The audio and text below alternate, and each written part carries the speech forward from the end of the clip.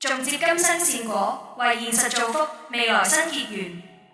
大家好，歡迎收看佛語，我是口樸。喜歡請你關注我們，這樣你就能及時收看到佛語最新的節目。今天為大家帶來的是這輩子和你發生性關係的人，前世究竟是你的誰？是夫妻船是情人？看一次哭一次。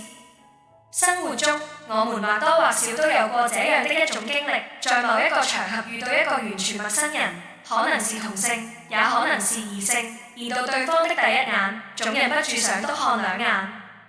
很面熟悉的感覺，好像在哪裡見過似的，但又很確定從來未有見過。同樣的，你也會遇到一些讓你覺得很討厭的陌生人，但你也說不出具體怎麼原因，可能是對方的眼神、動作、語氣等等很多細節讓你覺得很不舒服，覺得你們之間的磁場不對。用佛教的角度來看，這其實都和你們前世的關係有關。人們經常說前世因果，但是你真的懂這段緣分嗎？你今生的妻子、情人，他們在前世究竟和你是怎麼關係呢？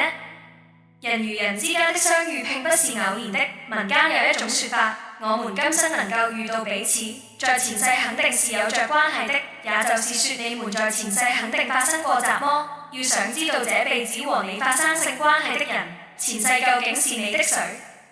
我們先嚟看看下面這個故事。有一個村莊名叫張家莊，張家莊前面的村子叫信莊。張家莊有一位名叫張義和的男少年，長得十分英俊，船有一雙好木工的手藝，活到了25、26歲，船沒有對象，是因為太挑剔，所以到現在船沒有定親。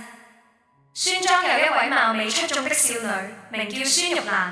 這姑娘是大眼睛、雙眼皮、黑眉毛，走起路來十分俏。家中因為父母年事已高，姐妹多，她是老大，地理活、家理活樣樣精通。因為太挑剔，24、25歲時沒有定親。有一天，信玉蘭的大娘為女人做嫁妝，便把木匠張毅和叫了去。玉蘭想自己以後也免不了做嫁妝，就經常到大娘家去看做的雜麼樣式，好不好看。玉蘭去一趟，張日和就用眼盯着看。玉蘭除了看嫁妝，也忍不住看義和的模樣，做活的動作手腳還真利索。他們兩人的舉動都被大娘看在眼裡，便給他倆當了宮娘，二人沒有意見。老人說，孩子年齡也不小了，又都這麼挑剔，這回可有自己的意中人了。如果兩家都沒意見，就把親定下吧。雙方都答應了，沒過多久算了個好日子就離婚了。離婚以後兩個人算是很恩愛的，預料不到的事就接連發生了。平日裡，不論玉蘭怎樣做事，都是挨打。有時兩人在一起走路，玉蘭在前一合，在後一合就打他一拳。幹活的時候，不管玉蘭幹的快慢義和，來到跟前就拳打腳踢一毒。可玉蘭既不還手，也不喊冤，船總是感覺像欠他似的。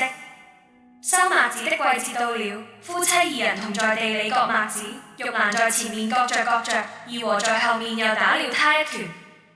玉蘭問道：為什麼打他？義和說：快馬加鞭嗎？這時玉蘭不但沒有生氣，二人反而又笑了起來。就這樣，兩人誰也不知道為什麼，只要走到一點一塊合，就要打玉蘭一拳。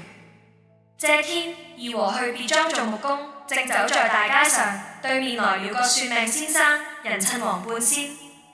義和上前問先生道：你能算出人的姻緣嗎？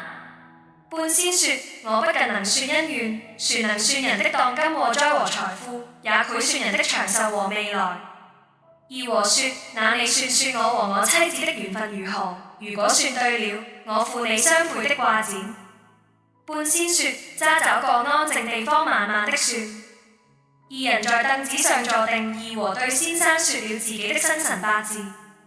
半仙伸出手指瞎子一算，說道：你們的婚姻是冤家退身過來的，如今做了夫妻，你的上輩是匹馬投胎，你妻子是馬夫投胎，到了這輩子，你是那匹被打的馬，你妻子是那位馬夫，來叫你還債了。義和忙問：有怎麼破解的方法嗎？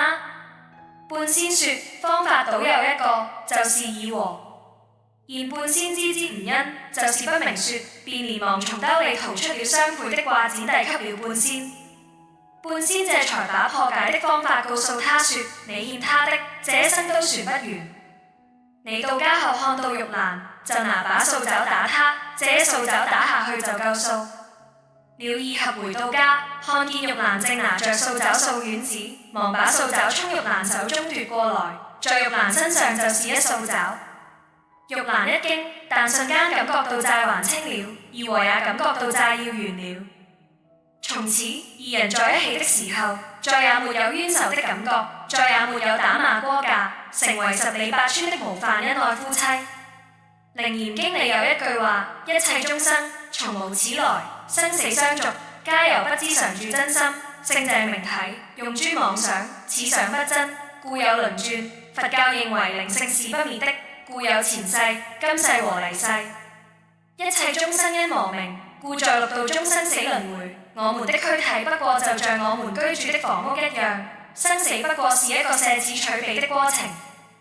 佛經中有許多關於前世今生的故事，但投胎這個詞是佛教傳入中國之後才有的。內地民間有投胎轉世的說法，藏傳佛教中傳有投胎奪舍的說法。總的意思是說，一切生靈死後或死後經過一段時間後，這些靈魂去找到一個新的載體，使人或其他生靈組成一個新的生命，就像我們退掉一件舊衣裳，穿上新衣裳一樣。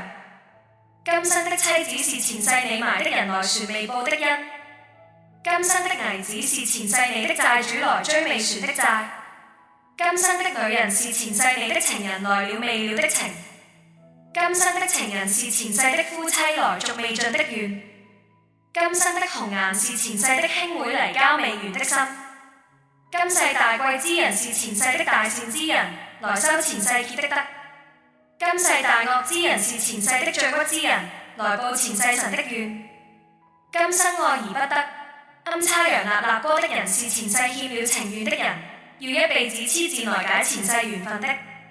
所以無論你遇見誰，都是前世注定，一次遇見可能要等上千年，是前世500次回眸的結果，是幾世修行才換嚟的福願，是離世住院才得到的因果。